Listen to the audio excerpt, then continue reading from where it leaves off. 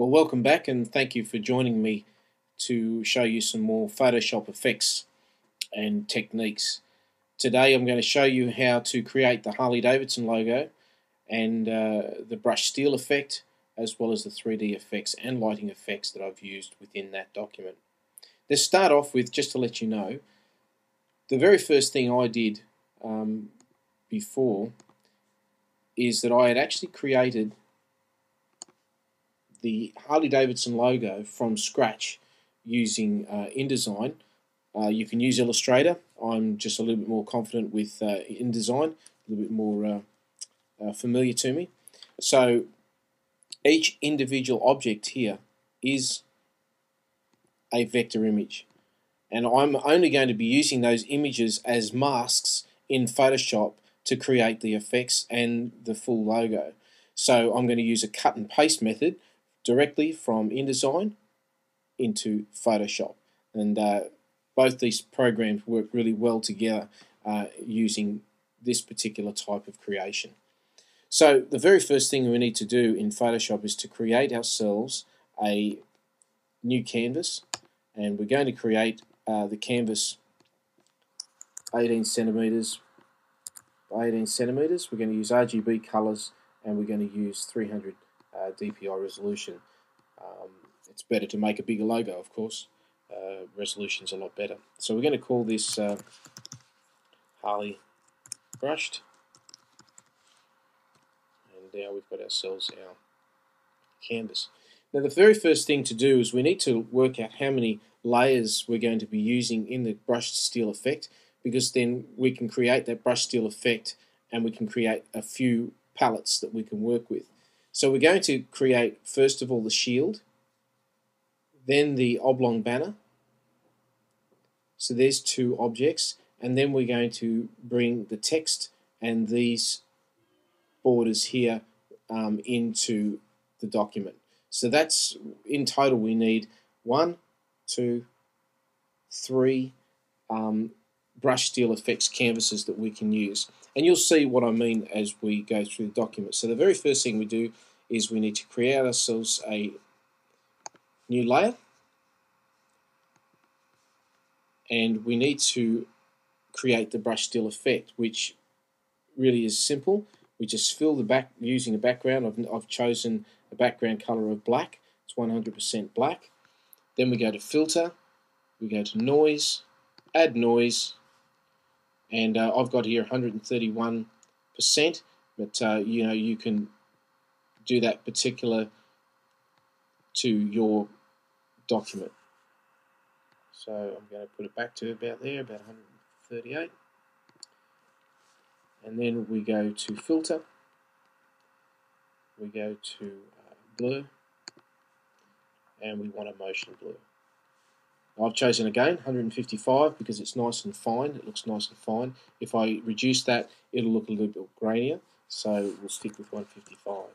So now once we've got that, we want to reproduce this 3 times, because we're going to have to use this to create those individual objects.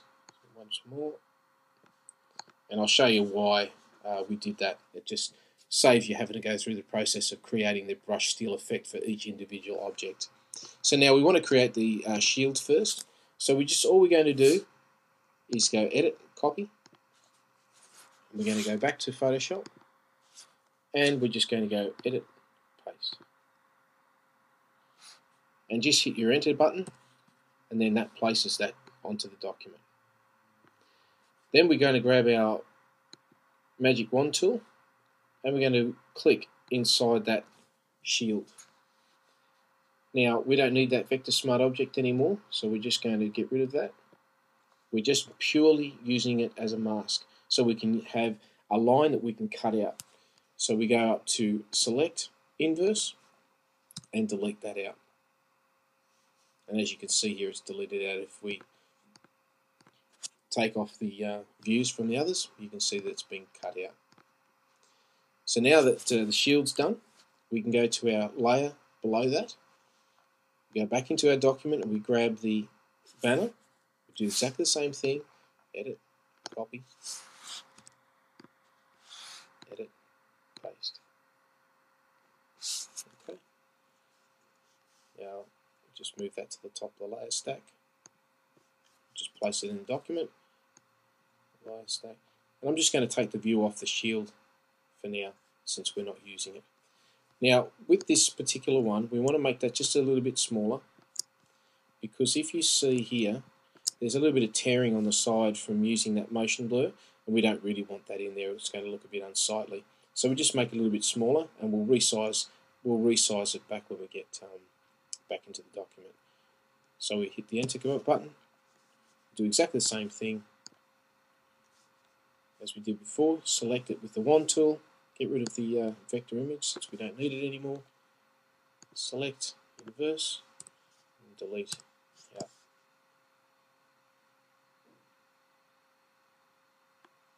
Here in this layer here, of course, and we delete out that part.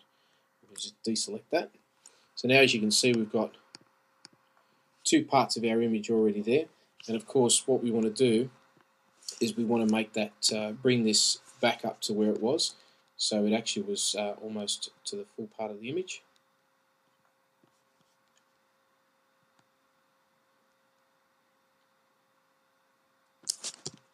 And now we have it in the right place.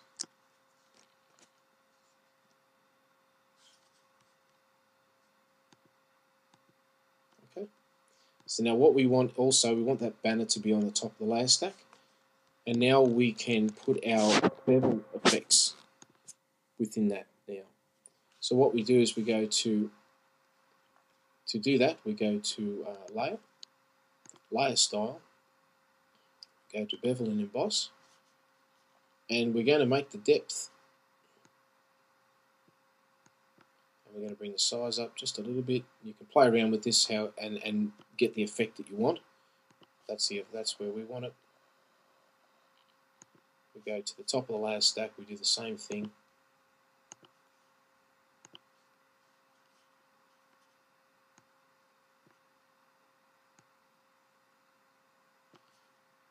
Now we have the two parts of our image there. So now what we want to do is we want to bring in the text.